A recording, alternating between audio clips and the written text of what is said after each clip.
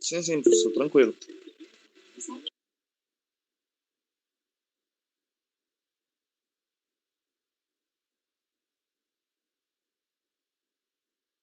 Dor e sofrimento, professor.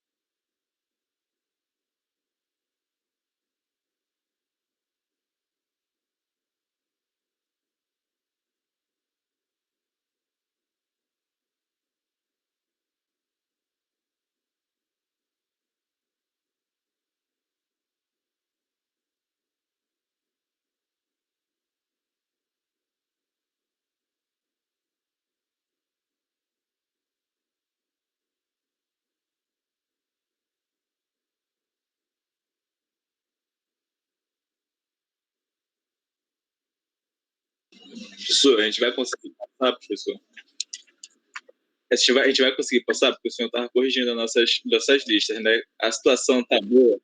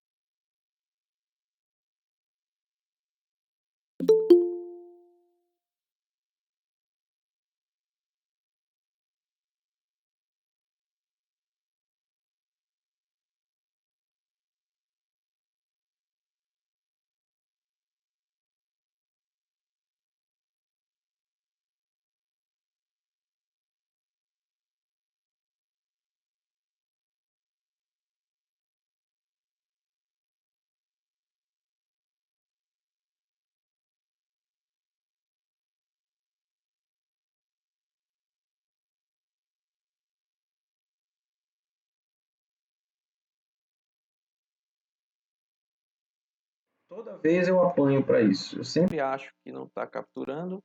Ó, não estava capturando. Eu estava falando e não estava capturando. Agora está capturando. Então, bem-vindos aí, né? Vamos lá. A nossa próxima discussão deixa eu apresentar para vocês aqui.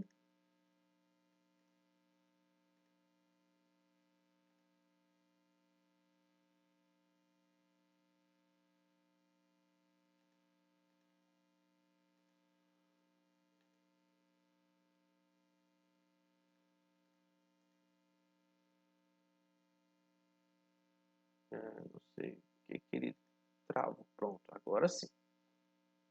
Agora eu sei que está aparecendo.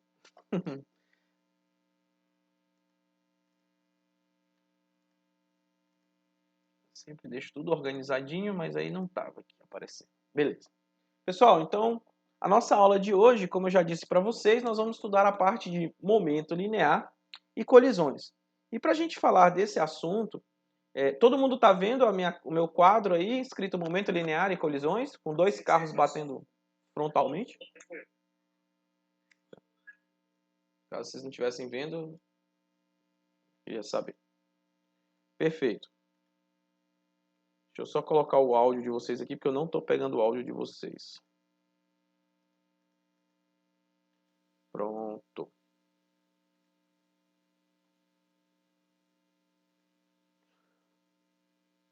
Então todo mundo está vendo aí, né, pessoal? Certo. Então vamos lá. Bem, para a gente poder falar a respeito de momento linear e colisões, é bom que a gente entenda o que aconteceu ao longo desse semestre, o que a gente discutiu, porque quando a gente chegar nesse ponto, a gente vai precisar falar de vários assuntos, vários tópicos que já foram apresentados, então é importante que eu faça essa recapitulação para vocês se situarem. Então a gente começou lá no início do semestre falando da parte de unidades e medidas, depois nós começamos a estudar o movimento de um objeto, e veja que quando a gente estudava o movimento de um objeto, a gente não se preocupava em momento algum com os motivos pelos quais, né, as ações que atuaram sobre aquele corpo para que ele entrasse em movimento.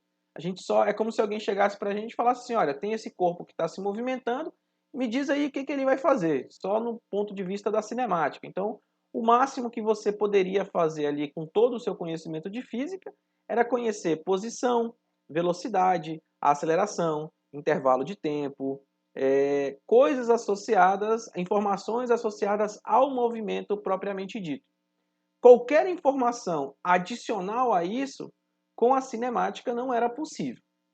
E aí a gente começou a ampliar esse nosso leque de conhecimentos de física, onde a gente entrou na dinâmica, onde agora, além de estudar o movimento de um corpo, a gente também começou a considerar as ações que agiram sobre esse corpo para fazê-lo se movimentar. Então surgiu o conceito de força, nós precisamos de uma informação que é característica desse objeto, que era a sua massa. Então, quando a gente conhecia a massa de um corpo, juntamente com todas as forças que agiam sobre ele, usando a segunda lei de Newton, a gente sabia como estudar o movimento dele, né? A gente poderia determinar a sua aceleração, consequentemente determinava a velocidade, determinava a posição, né? Porque uma vez que você tem a aceleração, usando as equações horárias de movimento, você consegue recuperar essas informações. Então, quando entra na jogada a massa de um corpo e as forças que agem sobre ele, fazem com que você agora tenha mais possibilidade de responder perguntas que antes você não conseguia estudando apenas a cinemática.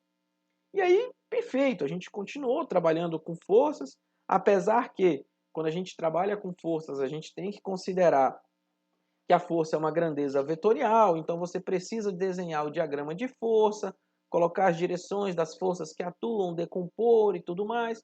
E aquilo era um tanto quanto trabalhoso. Perfeito.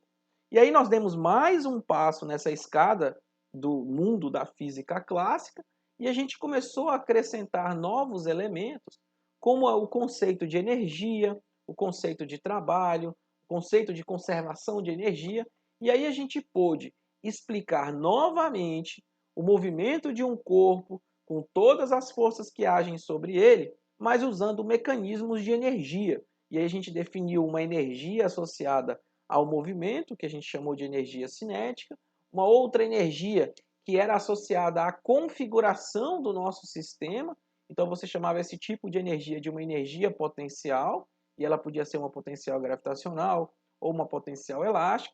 E aí a gente foi mais além. Quando a gente olhava o nosso sistema físico como um todo, e dependendo de como esse sistema trocava energia com o ambiente, se essa energia se conservava ou não, nós tínhamos o conceito de conservação de energia.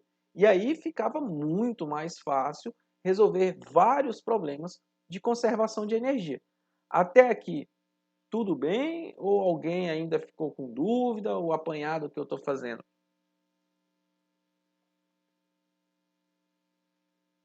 Posso? Tudo certo. Perfeito, então. Então agora, pessoal, a gente vai começar a rever algumas das coisas que nós já mostramos anteriormente, mas também nós vamos dar um passo além, porque agora a gente vai começar a poder resolver problemas que antes, só com o que nós já aprendemos, não era possível. Então, por exemplo, eu coloquei na tela a colisão de dois veículos. Por que que é importante nós estudarmos esse tipo de evento, né? Por que que as empresas, as construtoras de carro, pegam dois veículos e colocam para colidir frontalmente, como é esse caso, ou colocam para colidir com o muro? Qual é a importância de você estudar essa situação física, se a princípio você poderia usar primeira lei de Newton, segunda lei de Newton, terceira lei de Newton, ideia de energia. Veja que aqui nós estamos preocupados como que essa mudança brusca de movimento de um objeto causa uma variação de energia ou acaba mudando até a estrutura do próprio corpo, né, no caso de uma colisão, e conhecendo esse comportamento físico dessas situações, as construtoras de veículo ou qualquer outra situação em que você vá poder usar a ideia de momento linear e colisões, por exemplo, quando vocês fizerem um projeto de uma estrada ou de uma ponte, alguma coisa, você tem que levar em consideração que pode ter colisões com um veículo pode colidir com a estrutura de uma ponte, ou pode ter, sei lá, colisões com desmoronamento. Então você faz essas previsões e vê a influência, qual seria o impacto disso nessas estruturas.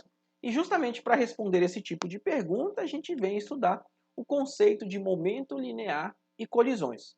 Então, esse assunto, como eu já adiantei e falei um pouco lá atrás, né, nós vamos dividir esse assunto em duas partes, onde na nossa primeira parte, que é essa aula de hoje, o nosso foco vai ser entender e resolver alguns exercícios associados à parte de momento linear. Por que eu resolvi fazer dessa maneira, né? A segunda parte da nossa aula, que é da semana que vem, e aí a gente pode definir se vai ser na quarta ou na sexta-feira, fica a critério de vocês, uma vez que o material já está disponível. Então, na nossa segunda parte, a gente vai estudar colisões, que nada mais é do que é uma consequência ou são situações físicas que poderão acontecer em que você vai precisar utilizar as definições de momento linear. Tudo bem? Então, o foco dessa aula de hoje é única e exclusivamente a gente entender a definição de momento linear e estudar alguns problemas físicos relacionados ao momento linear em situações distintas. Certo, pessoal?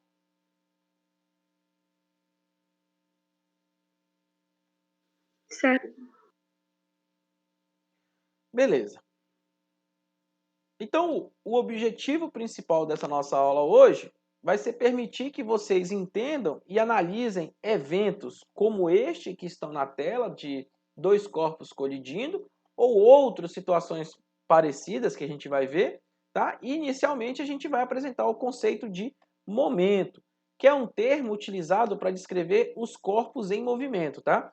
Então, vocês vão ver que a gente falava de velocidade, de aceleração, mas agora a gente vai adicionar uma variável a mais, que é esse conceito de momento. E esse conceito, ele vai trazer para a gente, ele vai nos conduzir a uma nova lei de conservação, similar à lei de conservação de energia, mas ela é tão fundamental quanto a lei de conservação de energia. E ela vai permitir que a gente estude as situações envolvendo o momento em sistemas que são isolados e não isolados. E essa nova lei da conservação, ela tem um nome, é a Lei de Conservação do Momento Linear, e ela é especialmente útil para que a gente resolva problemas que envolvam colisões entre corpos. Então, por exemplo, se vocês tiverem curiosidade, ou não tiveram, não sei, quem estuda física de partículas, não é o meu caso, eu não sou um físico de partículas, mas as pessoas que estudam física de partículas, elas levam consigo sempre dois princípios de conservação. O princípio de conservação de energia e o princípio de conservação do momento linear. Então, quando você vê matérias falando sobre partículas elementares, como foram descobertas, coisas desse tipo, essencialmente o que se faz é você pega duas partículas elementares, por exemplo, dois prótons, coloca para circular num acelerador de partículas e aí você faz eles colidirem frontalmente. Dessa colisão é liberada uma quantidade de energia absurda e também detritos dessa colisão, que são partículas menores, partículas fundamentais. E aí você tem uma chuva de partículas altamente energéticas que são expelidas dentro de um acelerador de partículas, são capturadas, e aí depois o que o físico faz é olhar o antes e o depois. Então ele olha a energia do sistema antes e a energia do sistema depois, ele usa um princípio de conservação de energia e vê o que está faltando ou o que está sobrando. E usando o princípio de conservação de momento, o momento linear do sistema antes e o momento linear do sistema depois, a gente vai falar um pouco melhor desses termos, e ele vê o que é que tinha antes e o que tinha depois. E com todas essas informações, claro que aqui eu estou simplificando algo que é extremamente complexo, algo que leva anos para a pessoa estudar, mas estou tentando trazer numa linguagem mais acessível. E aí depois o que ele faz é verificar se teve uma partícula nova, se teve ou não, se a existência de uma nova partícula, e aí pronto, ele escreve um trabalho e pode encontrar algum resultado. Foi desse jeito que, claro, de novo, eu estou simplificando, mas é dessa forma que se encontrou aquela partícula famosa, que era chamada de bóson de Higgs, o neutrino, e assim por aí vai. Tudo bem, pessoal? Quando eu for subir esse vídeo para o YouTube, eu vou ver se nesse momento eu coloco um link de algum vídeo interessante ou alguma coisa que seja legal falando um pouquinho sobre a colisão de partículas, coisas assim. Eu vou tentar achar as partes interessantes. Certo? Podemos continuar então?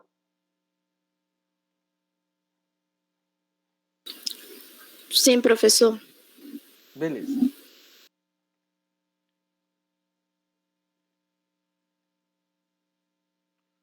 Então, perfeito, pessoal. Então, bem, nas aulas anteriores, a gente estudou situações que eram complicadas a gente resolver usando apenas os conceitos das leis de Newton. Então, por exemplo, dependendo do que a gente estava fazendo, né, a gente não usava o conceito de força, a gente usou o conceito de energia. E lá a gente era capaz de resolver esses problemas envolvendo o princípio de conservação de energia. Agora o que a gente vai fazer é considerar outras situações e vamos ver se a gente consegue resolver ela com conservação de energia. Então, por exemplo, vamos imaginar um arqueiro. Alguém atira, um atirador de arco e flecha. Ele está em pé e está em repouso sobre uma pista de gelo. E ele solta a flecha. O que acontece? Quando ele solta a flecha vai para frente, e como o chão não tem atrito, ele acaba sendo empurrado para trás, né? Será que a gente consegue resolver esse problema usando apenas a gente consegue resolver, encontrar a velocidade com que esse arqueiro vai para trás, usando apenas a conservação de energia? Veja que esse é um sistema que é um tanto quanto complicado a gente resolver. Eu até coloquei essa figurinha, não era para mim entrar ela aqui agora. Deixa eu colocar aqui. Então você tem, basicamente, um sistema. Estou delimitando aqui, então você teria o sistema. Eu sou péssimo para desenho, tá, pessoal? Então, quando ele atira a flecha viaja com uma certa velocidade, a velocidade da flecha, e o arqueiro, ele acaba sendo empurrado para trás, né? Com uma velocidade, vou chamar uma velocidade de arqueiro. Inicialmente, o sistema arqueiro mais flecha está em repouso. Então você tem um evento antes e você tem um evento depois. Veja que aqui é difícil a gente usar conservação de energia, porque todas as forças que acontecem aqui dentro são forças internas ao sistema. Lembra, a gente delimitou essa região para definir o sistema.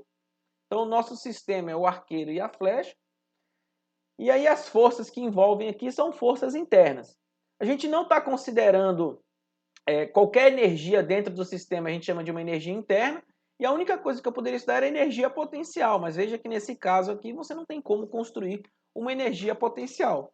Então responder essa pergunta usando conservação de energia não vai ter como, né? Porque se você quiser, você vai falar assim, a energia cinética variação da energia cinética é igual a zero, né? Você fala conservação da energia. Então, se você pegava a energia cinética inicial, você ia ter meio da massa do arqueiro mais a massa da flecha vezes a velocidade inicial dos dois. E a energia cinética final do sistema seria a energia cinética do arqueiro mais a energia cinética da flecha. Só que o problema é que não faz muito sentido, né? Porque aqui é uma energia interna ao sistema. Então esse conceito aqui está furado. Então como que a gente pode contornar esse problema? Bem, para a gente contornar esse problema, a gente vai ter que trazer um conceito novo. Estou procurando meu mouse aqui que eu perdi. Tá. Então, para a gente poder fazer isso, a gente vai ter que trazer um conceito novo, que é um conceito chamado de momento linear. E para a gente gerar essa nova quantidade, eu vou trazer aqui um desenho. Então vocês vão ter que considerar um sistema formado por dois objetos de massa M1 e massa M2. Eles interagem entre si por alguma força qualquer, uma força interna ao sistema, e cada um tem uma certa velocidade. Então a gente pode imaginar que esse aqui seria a nossa flecha e aqui seria o nosso arqueiro. Ou o contrário, fica a seu critério. E aí a gente, para poder falar a respeito dessa definição, a gente vai ter que trazer um conceito chamado de momento linear. Então veja que pela terceira lei de Newton, a gente tem que as forças de interação entre o corpo 1 e o corpo 2, como é uma força interna ao nosso sistema, eu estou delimitando aqui a região do nosso sistema, como ela é interna ao nosso sistema, essa somatória dessas forças tem que ser igual a zero. Por que tem que ser igual a zero? Porque força interna não altera a dinâmica do nosso corpo, né? Então, por isso aqui a gente diria que ela é igual a zero. Beleza. E aí, consequentemente, a gente vê que essa força 1, 2 é igual à força 2, 1. Isso aqui é um resultado da terceira lei de Newton. Beleza. Mas individualmente, se a gente escrever que essa força, usando a segunda lei de Newton para eles, essa força 1, 2 é a massa vezes a aceleração do corpo 1 uma vez que ele tem uma certa velocidade, ele vai estar alterando o seu movimento. Bem, e o corpo M2 também, usando a segunda lei de Newton, ele é a massa vezes a aceleração 2. O que a gente vai encontrar aqui é o seguinte. Então, isso daqui vem da segunda lei de Newton, esse aqui vem da segunda lei de Newton, aplicada individualmente para cada um dos corpos. Se a gente lembrar lá da cinemática, que a aceleração é a derivada da velocidade em função do tempo, então a gente escreve que essas acelerações aqui, ó, são esses dois objetos que eu coloquei. E aí eu posso fazer o seguinte, eu vou assumir que as massas dos objetos são constantes e eu posso colocar as massas dentro das derivadas. Até aqui, tudo bem ou alguma dúvida?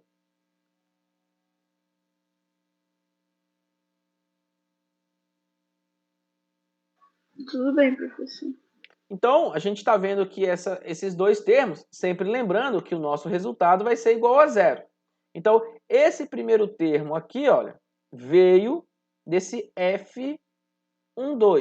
E esse segundo termo veio do F21. Só seguir aqui a nossa linha de raciocínio. Tudo bem?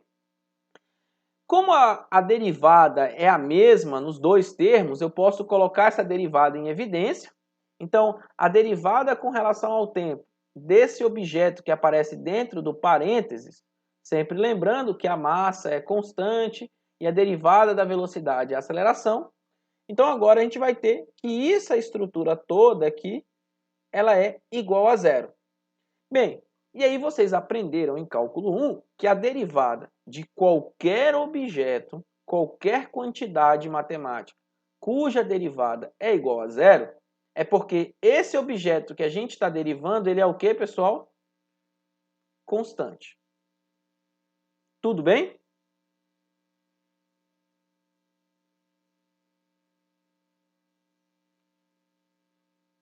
Todos entenderam da onde eu cheguei a essa conclusão, que essa quantidade chamada de M1V1 mais M2V2 é constante? Eu parti da definição da segunda lei de Newton para cada um dos corpos.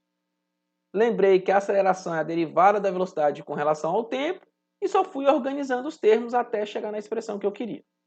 Agora veja que a gente está encontrando, associada a esse sistema, uma quantidade física que envolve a massa, envolve a velocidade, e a gente está vendo que associada a esse sistema, essa quantidade ela é constante. Isso é uma informação muito útil, porque agora a gente pode trazer isso para dentro da nossa realidade. Certo? Então, essa quantidade M1V1, né, ou melhor, o produto entre a massa de um objeto e a sua velocidade, nós chamamos na física de momento linear. Ok? Então, o momento linear é o produto da massa com a velocidade de um corpo. É uma quantidade física que a gente traz para poder nos auxiliar a resolver situações em que você tem colisões de objetos. Posso prosseguir, pessoal? Vou apagar aqui.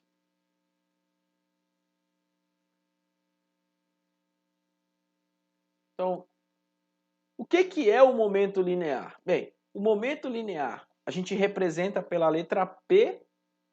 Então, o momento linear P de uma partícula ou de um corpo que pode ser modelada como uma partícula de massa m, movendo-se com velocidade v, é definida como sendo o produto da sua massa pela sua velocidade vetorial.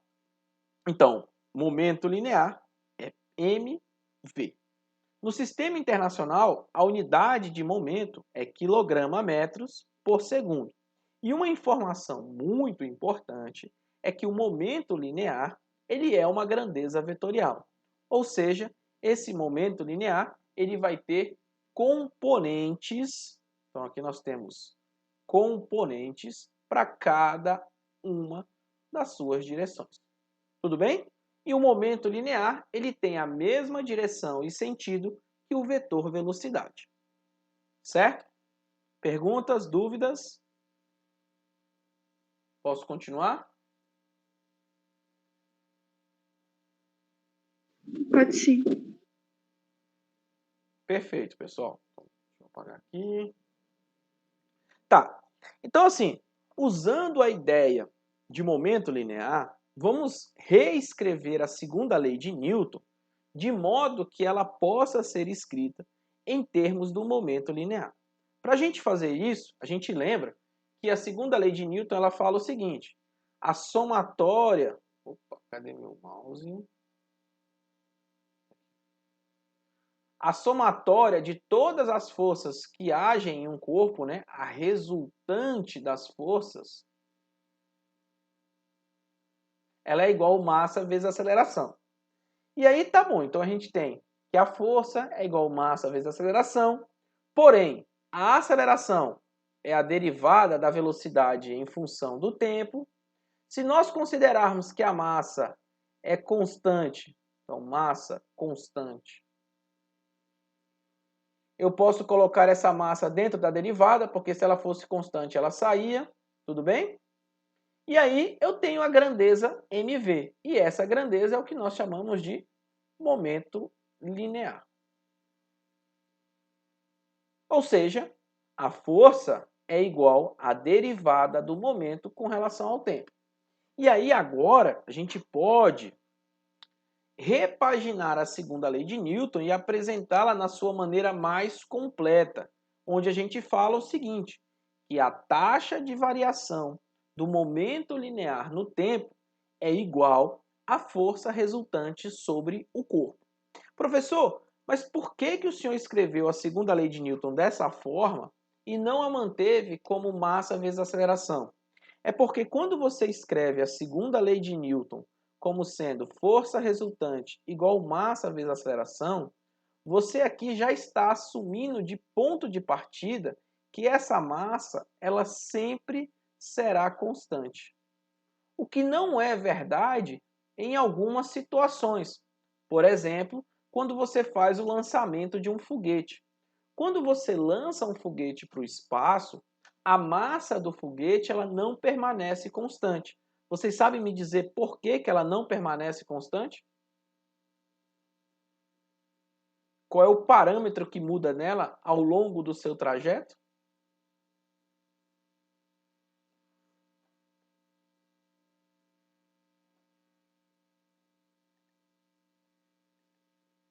Ninguém arrisca?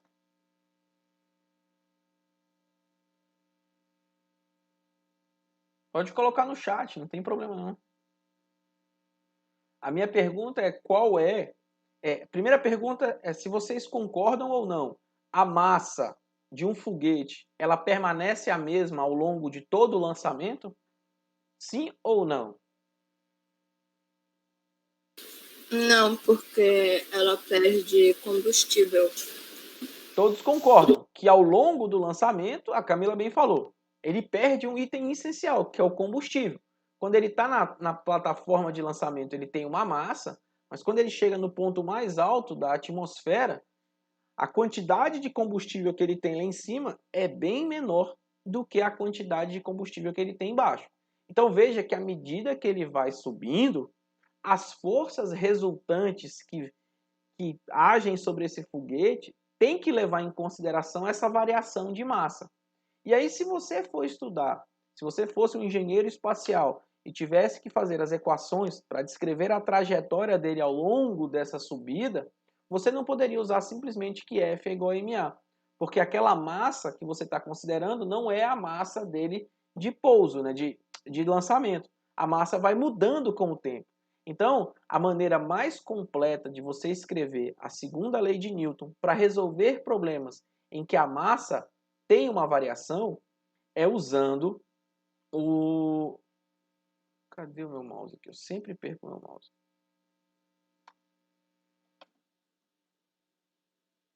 Tá aqui. É usando que a força resultante sobre um corpo é a taxa de variação do momento com relação ao tempo.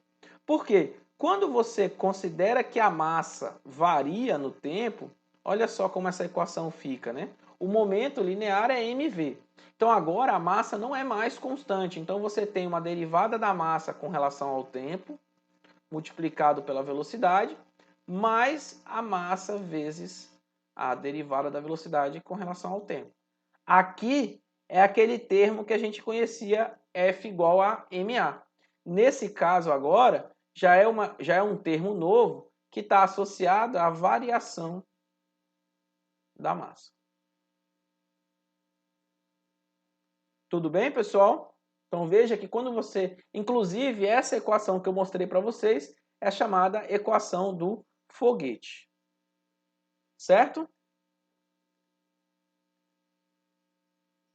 Até aqui, tudo bem?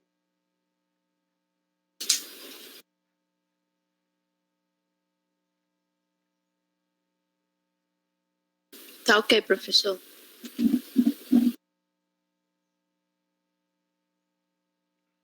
Então, beleza. Então, como vocês podem ver, essa definição que a gente trouxe de momento linear, esse conceito de momento, ele fornece para a gente uma distinção, uma diferença em termos de quantidade entre corpos de massas diferentes. Por exemplo, lá na cinemática, se eu te dissesse assim, temos um caminhão viajando a 10 km por hora e uma bola viajando a 10 km por hora. Para você, tanto faz se é um caminhão ou se é uma bola, você só está olhando para a velocidade. Agora, se eu perguntasse para vocês o seguinte, o que dói mais?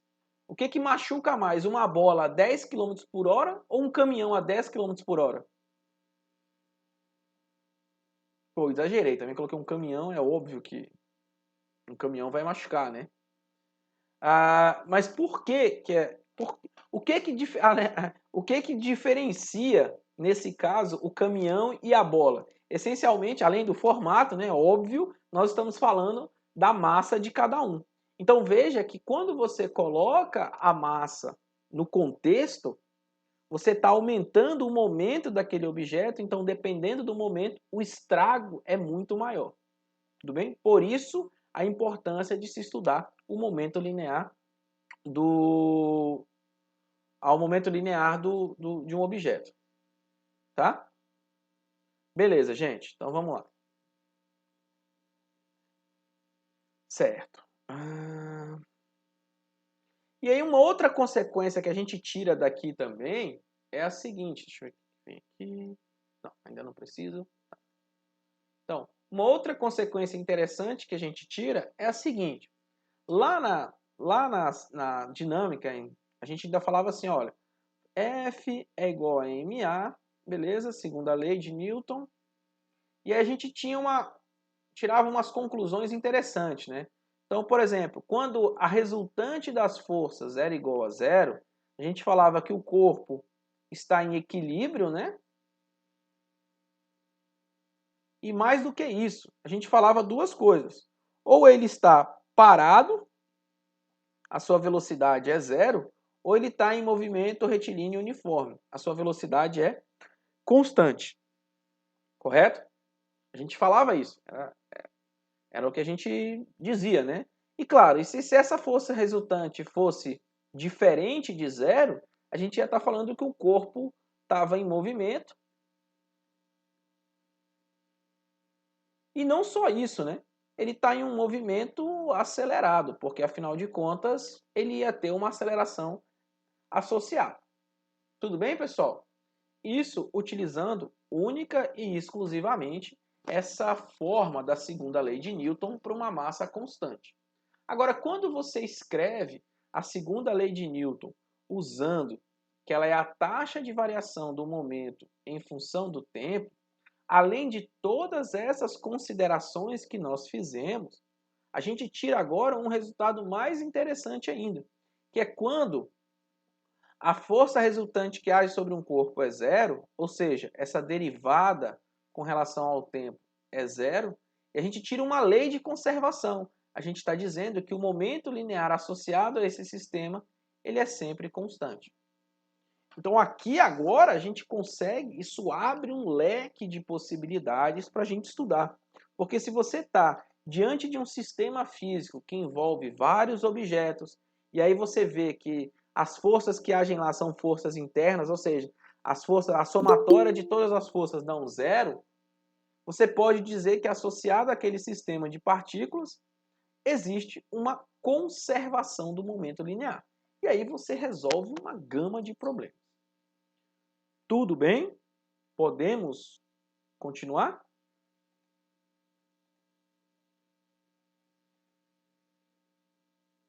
Beleza. Está tudo bem, professor. Então tá bom. Então vamos ver o nosso primeiro modelo de análise, que é chamado de um sistema isolado. A gente vai olhar esse sistema isolado do ponto de vista do momento, tá bom? Então, se a gente usar a definição de um sistema isolado, então deixa eu só pegar aqui a figura. Pronto. Vou deixar aqui a figura, mas eu preciso pegar ela. Fiz besteira. Vou pegar ela aqui, vou duplicá-la e trazer aqui para cima. Não quer vir, mas vem. Pronto. Vou fazer uma mágica aqui rapidinho, pessoal. Vou diminuir aqui.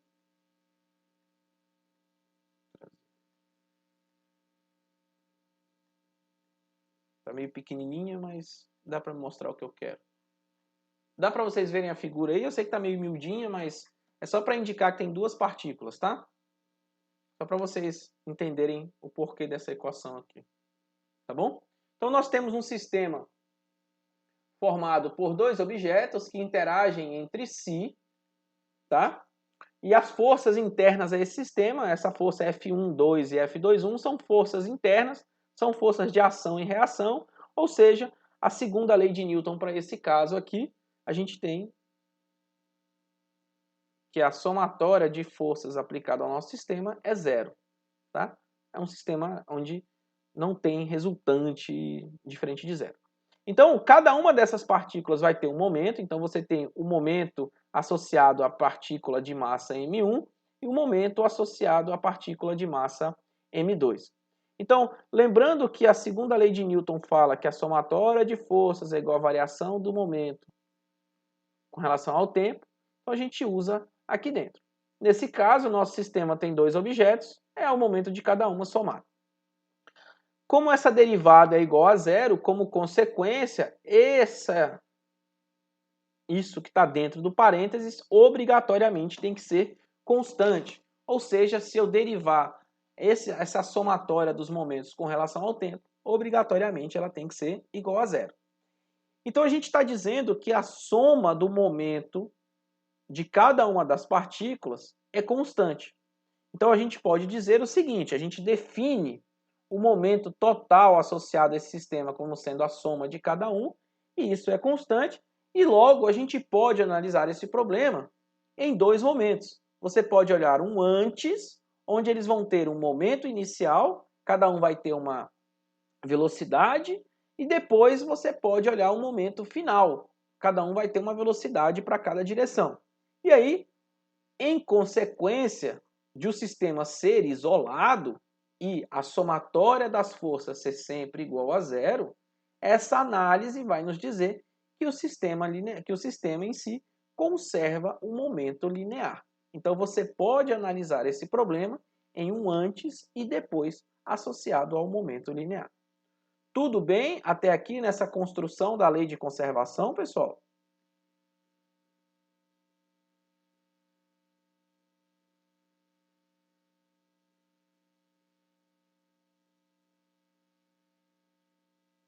Beleza. Então aqui, até deixei a figura, ela me atrapalhou. Pronto.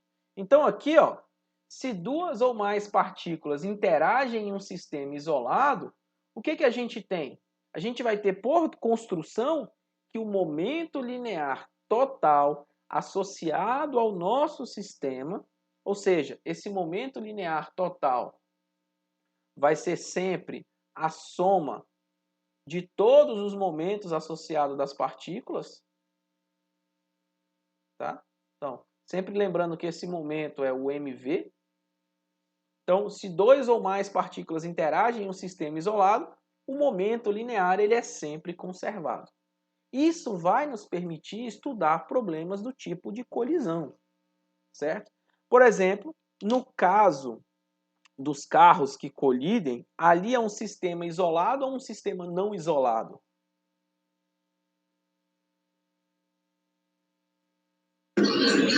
Seria não isolado. Não isolado, porque você não tem como controlar. As forças que agem entre eles não são forças do tipo de ação e reação.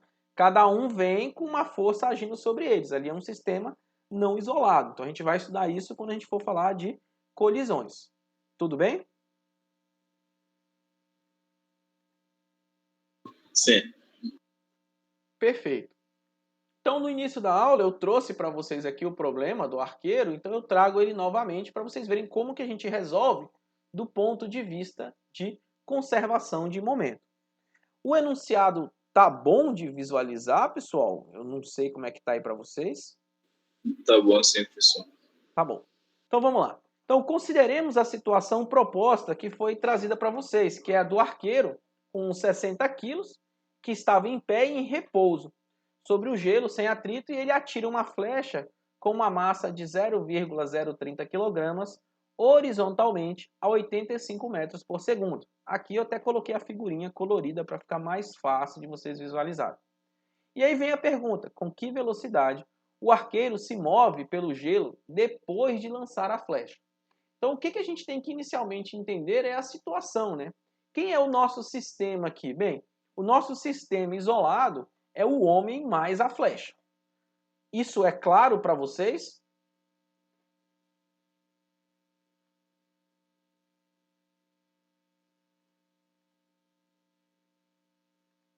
Perfeito. Então, agora que a gente entende quem é o nosso sistema, a gente pode, então, colocar algumas informações relacionadas a ele. Quais são eles? Bem, três informações são fundamentais para a gente começar a estudar esse problema. A primeira informação é a massa do arqueiro. Ele fala que a massa é de 60 quilos. A segunda informação é a massa da flecha. Ele fala que a massa é de 0,030 kg. Então, para isso, eu já até anotei aqui no quadro as duas massas. Além disso, ele fala também que o nosso sistema, que tanto o arqueiro quanto a flecha, o arqueiro está em pé e ele está em repouso. Então, quando ele fala que ele está em repouso, é que a velocidade dele antes de atirar a flecha é 0. Então, eu posso assumir que tanto o arqueiro quanto a velocidade, quanto a flecha, estão com velocidades iguais a 0. Isso me permite agora construir o momento linear associado a esse sistema antes do disparo. Como que eu encontro esse momento linear? Bem, o momento linear total a esse sistema, ele é definido como sendo o momento do arqueiro mais o momento da flecha. Tudo bem? E lembrando que o momento linear é massa vezes velocidade, então aqui seria massa do arqueiro, velocidade do arqueiro inicial, mais massa da flecha, velocidade da flecha inicial. Porém, inicialmente, os dois estão parados. Isso quer dizer que a velocidade de ambos é 0. Logo, o momento linear antes da flecha ser atirada é 0. Todos vocês entenderam que aqui o momento antes de ser atirado é 0? Ou ficou alguma dúvida? Acho que tá tudo bem. Então vamos seguir adiante. Beleza. Aí o que acontece? Quando ele atira a flecha, vejam que a nossa flecha, deixa eu até colocar para destacar para vocês aqui. Então eu vou desenhar a flecha aqui. Opa.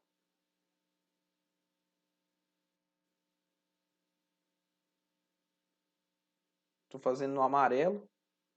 Não sei se dá para vocês visualizarem. A nossa flecha, ela é atirada para uma certa direção, né? Horizontalmente, com uma velocidade de 85 metros por segundo. E o nosso arqueiro, como o chão é sem atrito, ele vai ser deslocado para trás, né? Como se a flecha desse um impulso para ele para trás. E a gente quer descobrir justamente que velocidade é essa que ele está andando. Então agora, como é um sistema isolado, é o arqueiro e a flecha, não sofre a influência de nenhuma força externa. Essa força com que o arqueiro solta a flecha é uma força interna ao sistema, então não altera a dinâmica dele, né? A gente pode dizer então que o momento linear nessa situação ele se conserva. E quem é o momento linear depois que a flecha é atirada? Continua sendo o momento do arqueiro mais o momento da flecha. Só que vejam que nessa situação agora, o que a gente tem? A gente vai ter que, diferentemente de antes... Opa, deixa eu colocar aqui. O momento linear do arqueiro final, né, vai ser a massa dele e a velocidade final 1, a velocidade final com que ele anda, que é justamente o que a gente está procurando. Mais o momento linear da flecha, que é a sua massa vezes a velocidade com que ele viaja. Então veja que aqui é importante também a gente destacar essa velocidade com que a flecha viaja depois que ela é atirada. Então agora a gente tem informações suficientes para poder resolver o nosso problema. Nós temos de um lado o momento linear antes e nós temos agora o momento linear depois. Tudo bem, pessoal?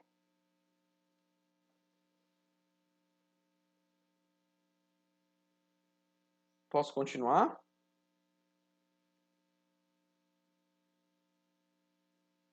Então, tranquilo. Pode sim, professor.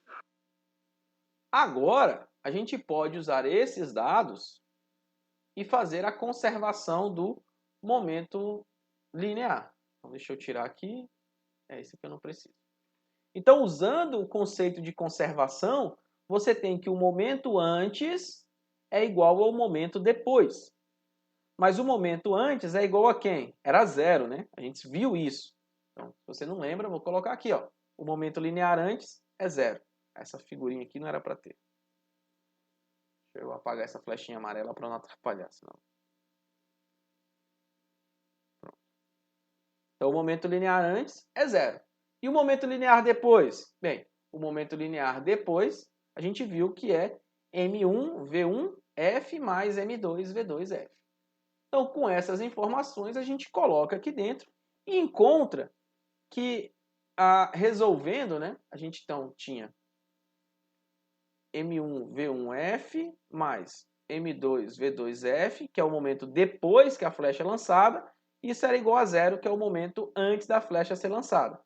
E aí aqui a gente está encontrando que M1V1F é igual a menos M2V2F. Logo, a velocidade com que o arqueiro viaja é menos M2V2F sobre M1. Tudo bem, pessoal?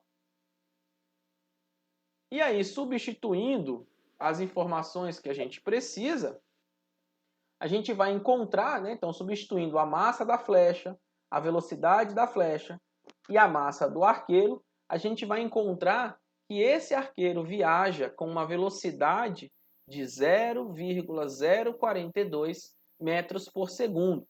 E esse sinal de menos que aparece, o sinal de menos que aparece, ele é apenas para indicar para a gente que ele está indo numa direção contrária à flecha. E se você quiser colocar a notação vetorial, né? Então, a velocidade final do arqueiro ela é menos 0,042 metros por segundo na direção I chapéu. Essa direção I chapéu é a que indica o eixo X ou também a horizontal. Tudo bem, pessoal? Todos conseguiram compreender até aqui? Sim, professor. Ficou alguma dúvida? Se tiver ficado alguma dúvida, pessoal, por favor, não hesitem em perguntar.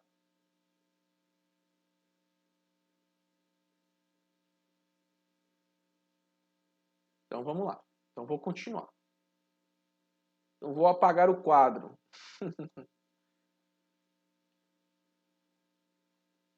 Bem, e agora? Se a gente tivesse falando... Então a gente começou falando de momento linear, a gente entendeu o que era o momento linear. Da definição de momento linear, a gente construiu o conceito, na verdade, a gente construiu um conceito de uma lei de conservação de uma quantidade física que depois nós chamamos de momento linear, e nós vimos que essa quantidade ela é conservada quando a gente fala de um sistema isolado, onde a somatória das forças ela é sempre igual a zero. Agora, o nosso próximo modelo de análise é um sistema não isolado, onde agora você não tem mais a questão da conservação do momento linear, tá? Então, o que acontece? Bem, o que a gente está vendo é que quando você tem a resultante das forças diferente de zero, pessoal, você está vendo que ela é igual à taxa de variação do momento. Então, se você tiver uma variação de momento muito grande no intervalo muito pequeno, é porque você vai ter uma força enorme acontecendo. Por exemplo, um carro vem em altíssima velocidade e colide com um muro. Então ele vem numa direção e o que acontece? Tem duas possibilidades, né? Ele pode colidir com o muro. Tem três possibilidades. Ele pode colidir com o muro, atravessar o muro, mas ao atravessar, ele com certeza ele vai andar com uma velocidade menor. Tudo bem?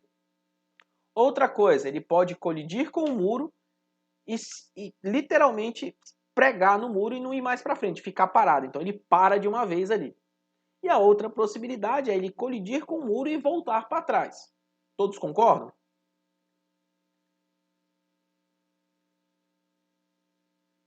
Sim.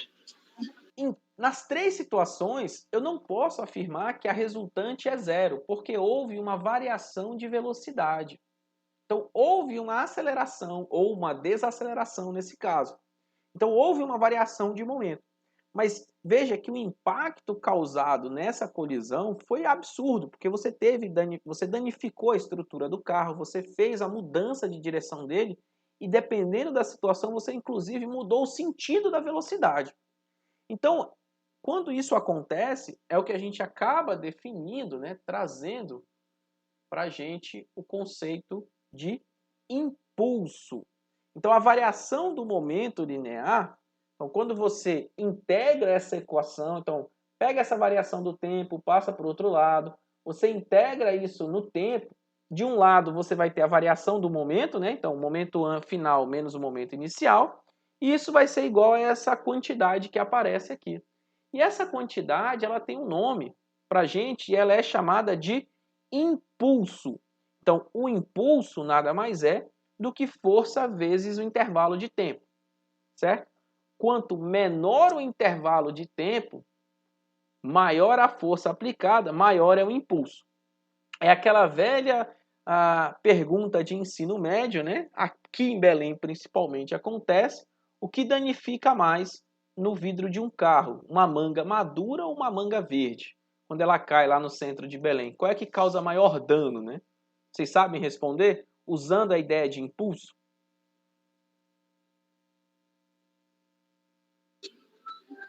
Não. Acho que é madura. Mas não sei responder. Alguém arrisca responder outra coisa? Ou seguir a mesma resposta do Gabriel?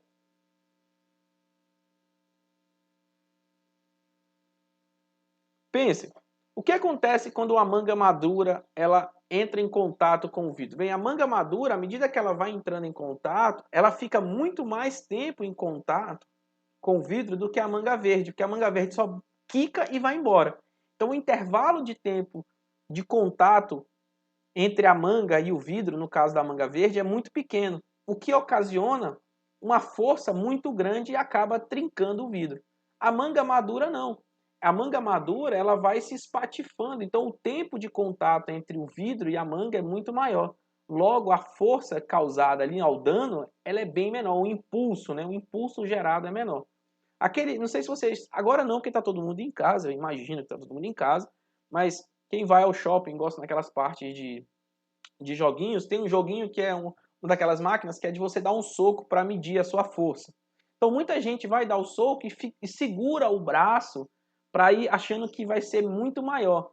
Quando na verdade, como vocês veem, quem gosta de luta sabe que é só você dar um soco muito rápido, né? Então você bate e tira. que é justamente você diminui o tempo de contato para que a força seja muito grande, o impulso seja muito grande.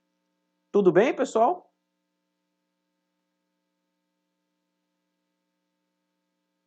Sim. Então, perfeito. E aí, consequentemente desse resultado, a gente tira um teorema fundamental que é chamado de teorema impulso-momento. Ou seja, o impulso associado a um corpo, né, ele é igual à variação do momento linear. Quanto maior a variação do momento, né, então variação do momento implica em mudança de velocidade, quanto maior a mudança de velocidade, maior é o impulso causado. Tudo bem?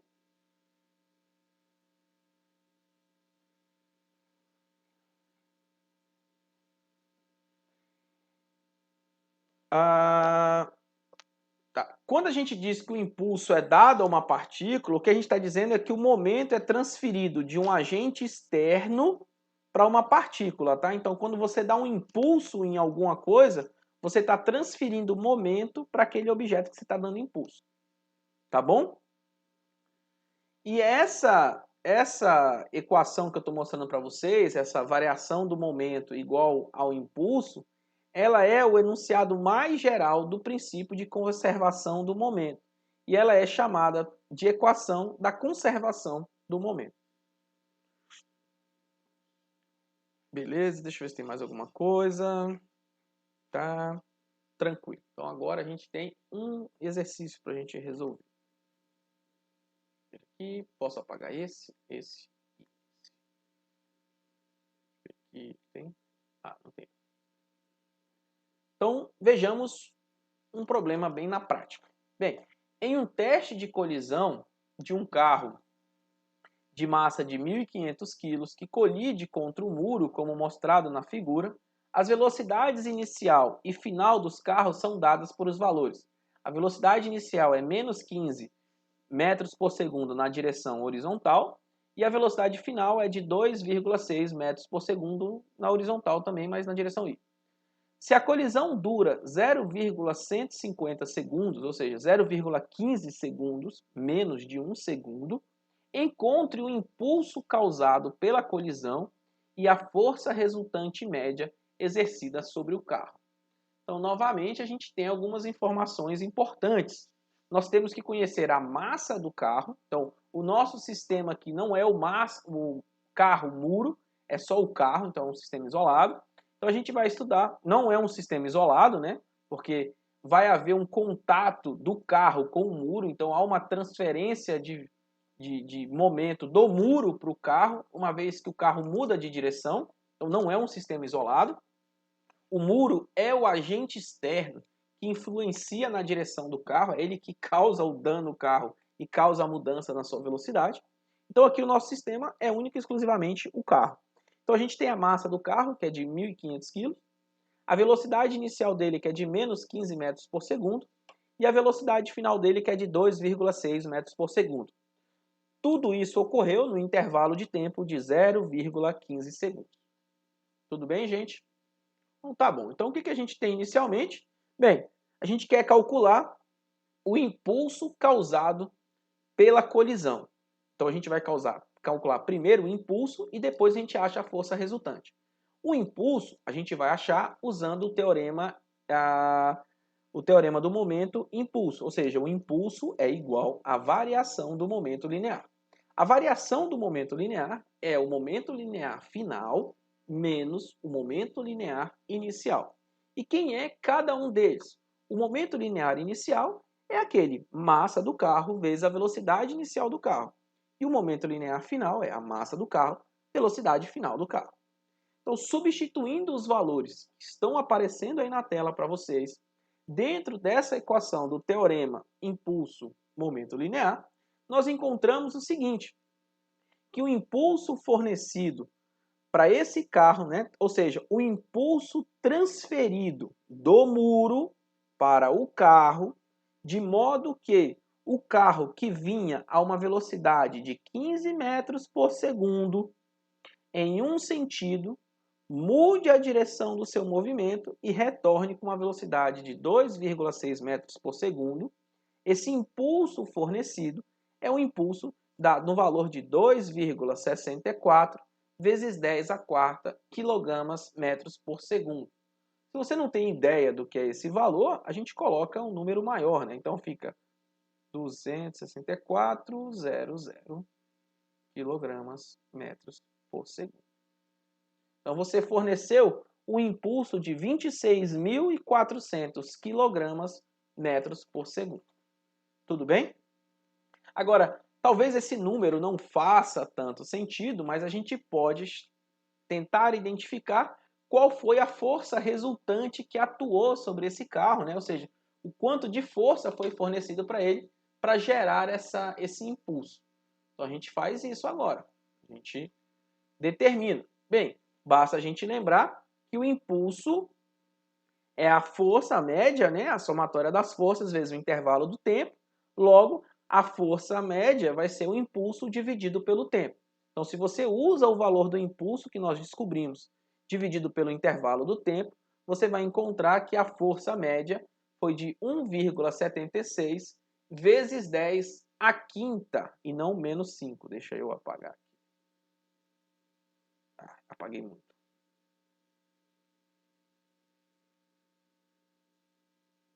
Newtons. Então, ele experimentou uma força de 176, 1, 2, 3. Então, foi dada a esse carro uma força de 176 mil newtons. Tá? Se você dividir isso por 10, que seria a aceleração da gravidade, você ia ver que nós estamos falando de 17.600. Então é como se fosse uma força-peso equivalente de um corpo de 17.000 quilos. Então foi uma porrada, é como se ele tivesse batido com um objeto com 17, quase 18.000 quilos de massa. Foi mais ou menos isso que causou essa mudança dele de velocidade. Deu para entender não só como fazer, mas o que significa os números?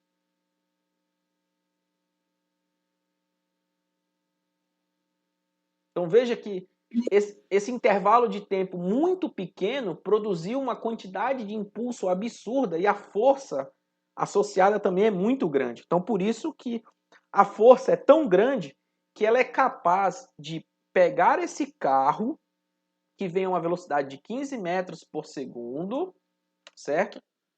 Se você não sabe o quanto que vale 15 metros por segundo, basta você multiplicar por 3,6. Então esse carro vinha a 54 km por hora. Então pensem bem, um carro de 1.500 quilos a uma velocidade de 54 km por hora colide com o muro e ele volta com uma velocidade de 2,6, né? Então 2,6 vezes 3,6.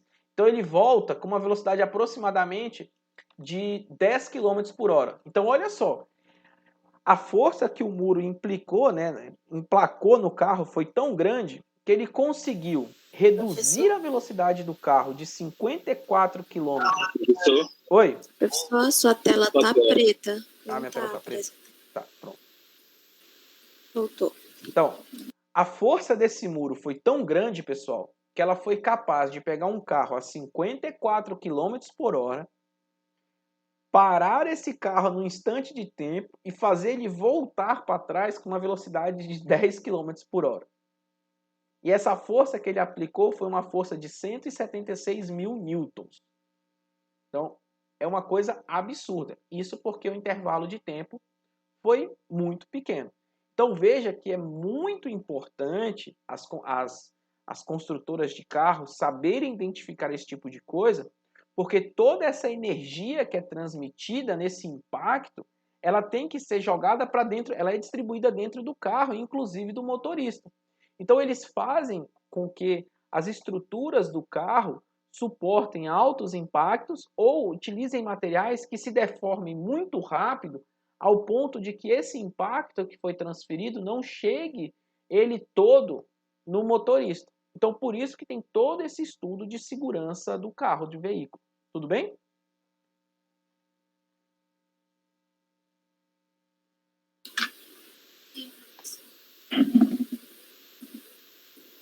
Certo, pessoal. Deixa eu ver o que eu tenho aqui. Ah, tá.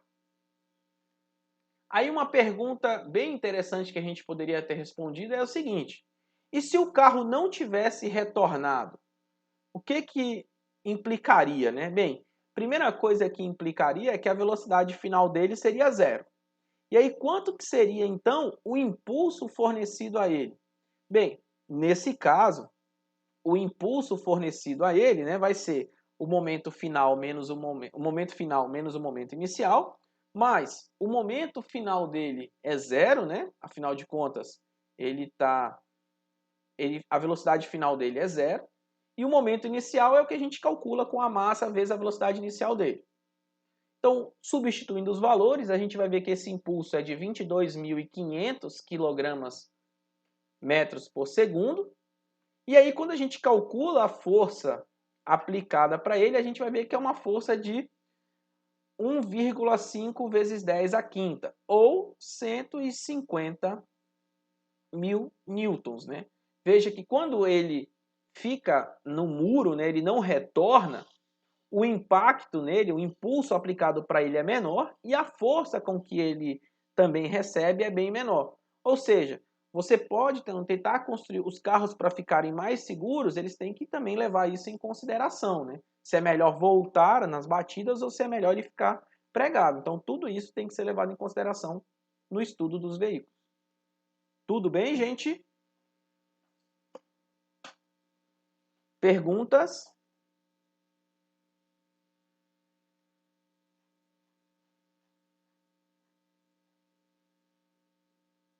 Perguntas, pessoal? Acho que não, professor. Não? Então, beleza. Então, com isso, pessoal, a gente chega ao final dessa primeira parte da nossa videoaula. Era justamente o que eu queria discutir com vocês. Por que eu não vou começar a falar de colisão agora? Porque eu vou deixar para falar de colisão na próxima aula para que vocês tenham tempo de assimilar isso que a gente viu hoje, tentar resolver os problemas relacionados ao momento, sem que vocês tenham a preocupação de estudar colisões.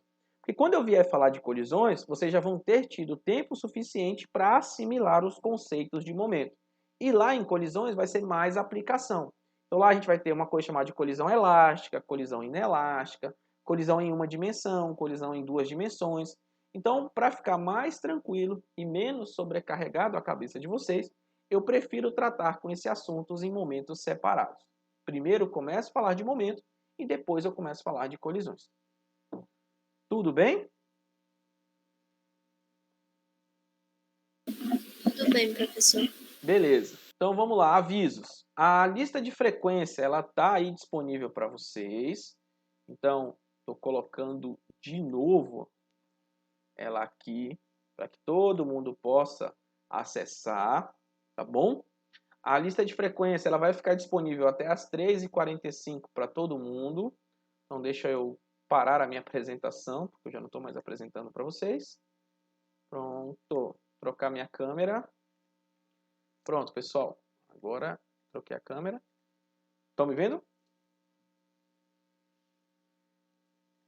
Sim, professor. Beleza.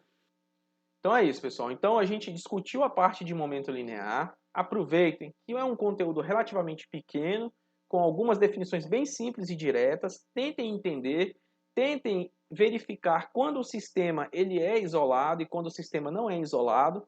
Basicamente é quando você está falando de impulso, quando você está falando de mudança de velocidade, quando há um agente externo atuando no seu sistema, a gente é um sistema não isolado. Então lá o momento linear não se conserva, tá? Você vai ter um impulso, consequentemente você vai ter uma força associada. Normalmente também tem um intervalo de tempo relacionado. Agora, quando você está tratando de um sistema isolado, você tem sempre a conservação do momento linear. Belezinha?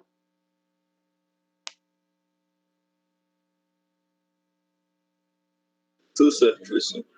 Então, tranquilo, pessoal. Então, um bom estudo para vocês aí. A gente se encontra na semana que... Amanhã a gente tem aula de exercício. Amanhã a gente pode tirar dúvidas da lista de exercício. E quem quiser tirar alguma dúvida comigo, só falar. Tá bom? Tchau, tchau, gente.